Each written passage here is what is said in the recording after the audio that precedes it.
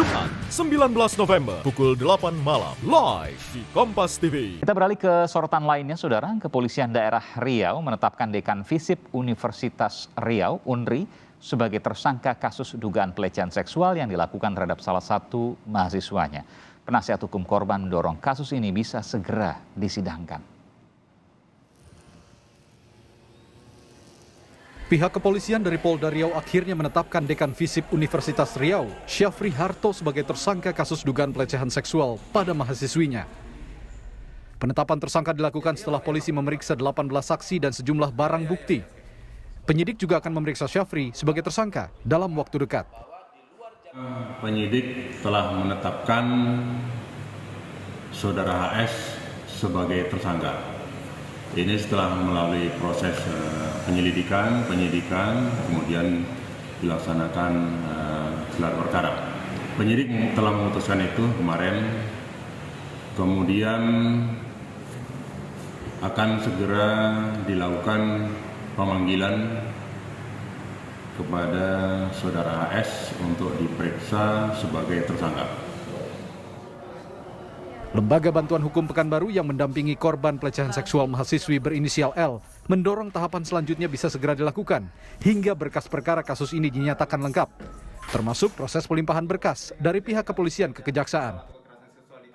Harapan kita ketika ini sudah tersangka, artinya ada proses selanjutnya yaitu pelimpahan berkas apabila sudah lengkap dari kepolisian dan dinyatakan di kejaksaan itu sudah lengkap, dan kita menunggu keberanian jaksa akhirnya menetapkan proses berkas tersebut P21 agar segera dilimpahkan ke pengadilan. Komisi Nasional Perempuan mencatat pelaku kasus kekerasan seksual yang terjadi di lingkungan perguruan tinggi didominasi oleh dosen. Dari 26 kasus kekerasan seksual yang terjadi di lingkungan perguruan tinggi sejak tahun 2015 hingga 2021, sebanyak 17 kasus diantaranya dilakukan oleh dosen. Dugaan kasus pelecehan seksual yang terjadi di Universitas Riau terungkap dari sebuah video yang diunggah akun Korps Mahasiswa Hubungan Internasional Universitas Riau. Dalam video itu seorang mahasiswi mengaku dilecehkan saat bimbingan skripsi oleh Dekan Visip yang juga dosen pembimbingnya. Korban pun langsung melaporkan kasus ini ke polisi. Tim Liputan, Kompas TV, Pekanbaru, Riau. Lalu kapan, Saudara, tersangka Dekan Visip UNRI yang diduga melakukan pelecehan seksual kepada mahasiswa ini akan diperiksa polisi, dan apa saja tuntutan kuasa hukum korban dalam kasus ini? Kami akan berbincang dengan Kepala Bidang Humas Polda Riau, Komisaris Besar Polisi Sunarto, serta penasihat hukum korban dari Lembaga Bantuan Hukum Pekanbaru, Rian Sibarani. Selamat malam, Bapak-Bapak. Sehat selalu. Selamat malam, Iya. Bang Aiman. Saya ke Pak Kabid Humas, Pak Bung Sunarto, Pak Kombes Sunarto. Pak Sunarto, Ya. untuk kasus ini apa yang kemudian didapat oleh polisi, bukti-bukti sementara yang kemudian dijadikan dasar penetapan tersangka terhadap Dekan Visip Universitas Riau atas kasus pelecehan seksual ya, atau kekerasan seksual? Mungkin bisa dijelaskan. Silakan Pak Kombes Sunarto. Ya, terima kasih Bung Aiman. Selamat sore para pemirsa Kompas TV sekalian. Jadi benar bahwa Polda Riau telah menetapkan Saudara SH sebagai tersangka itu kemarin. Ini tentu melalui satu proses yang dilakukan oleh penyidik. Dari mulai penyelidikan, upaya penyelidikan kita juga barengi dengan prarekonstruksi, kemudian interview dan pemeriksaan saksi-saksi secara awal. Kemudian kita mengumpulkan barang bukti yang dari kesemuanya kemudian kita gelar perkaranya untuk kemudian dinaikkan statusnya menjadi penyidikan. Iya. Nah, begitu masuk ke penyidikan maka dimulailah langkah-langkah hukum untuk pemenuhan berkas dengan kembali memeriksa para saksi-saksi, termasuk saksi ahli, kemudian kita gelar kembali, dan dari hasil gelar tersebut kemudian didapatkan tersangka dan kemudian ditetapkan, yakni Saudara SH. Demikian. Iya, ini tersangkanya atas kasus apa, untuk kemudian jenis tindak pidananya apa? Pak Sunarto. Iya, saudara tersangka SH terkait kasus tindak pidana dugaan perbuatan cabul. Bagaimana diatur dalam pasal 289, kemudian 294 ayat 2 KUHP. Itu kita persangkakan. Oh, jadi kalau yang kemudian awam sering menyebutkan pencabulan lah, begitu ya?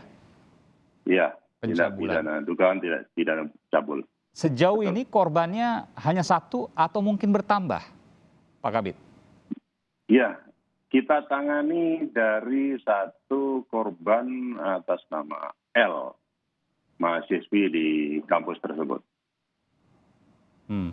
Dan saya mendengar juga ada sejumlah dari pihak mahasiswa lain yang juga melapor terkait dugaan perbuatan yang sama yang dilakukan oleh tersangka. Benar demikian?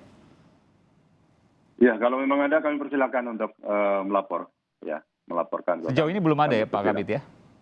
Belum ada. Oke, secara resmi belum ada. Meskipun juga saya mendengar bahwa yang bersangkutan, sang tersangka sempat membuat laporan atas pencemaran nama baik. Betul demikian?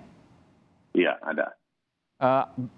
Bagaimana kemudian ada satu tersangka, satu kemudian melaporkan pencemaran nama baik, otomatis gugur atau tetap diproses laporan pencemaran nama baik itu?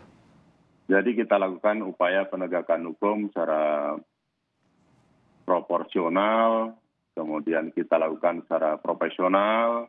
Saat ini kita fokus menangani kasus dugaan tindak pidana cabul ini. Jadi sementara laporan dari pihak Dekan Visip Unri SH ini ditangguhkan dulu? Sudah kita ambil keterangan korban yang melapor Undang-Undang ITE. Baik. Baik, saya ke penasihat hukum Bung Rian ya. Bung Rian, ini setelah hampir 1 bulan ya berjibaku dengan kasus ini, ternyata betul ada dugaan yang kemudian disampaikan dan ada penetapan tersangka. Komentar Anda, Bung Rian? Ya, tentunya begini, penetapan tersangka merupakan salah satu bagian proses dari penegakan hukum, karena beberapa waktu lalu juga kepolisian daerah Riau juga sudah menaikkan perkara ini dari penyelidikan ke penyidikan. Artinya kepolisian sudah berkeyakinan dan mempunyai bukti permulaan yang cukup bahwasanya ditemukannya perbuatan tindak pidana. Artinya ketika ada perbuatan tindak pidana, itu harus ada tersangka atau pelaku yang melakukan tindak pidana tersebut. Dan juga yang kita dapat informasinya, kejaksaan juga sudah menerima SPDP yang tandanya memberitahukan bahwasanya penyidikan sudah dimulai. Nah, apakah Bung Rian, apakah ada laporan-laporan lain yang masuk ke Anda terkait dengan dugaan pencabulan oleh tersangka dari korban-korban yang lain? Setelah kasus ini terkuak akhirnya ke publik, kita juga meminta kepada para mahasiswa ataupun mahasiswi yang mendapatkan perlakuan yang sama dari masih dalam proses artinya. Nanti saya akan gali soal itu, termasuk juga bagaimana kemudian membuktikan kasus ini. Karena kan pencabulan atau pelecehan seksual atau bahkan kekerasan seksual ini biasanya minim bukti. Bagaimana kemudian bisa terbongkar, bagaimana polisi kemudian menangani ini dan yakin bahwa ada pencabulan atau pelecehan seksual atau bahkan kekerasan seksual nanti yang mungkin akan didapat. Nanti kita akan lihat bagaimana perkembangannya. Kita jeda dulu. Kita akan dengarkan bersama-sama kumandang azan maghrib berikut ini. Lalu kita akan kembali nanti di Sapa Indonesia Malam. Saudara, tetaplah bersama kami di Sapa Indonesia Malam.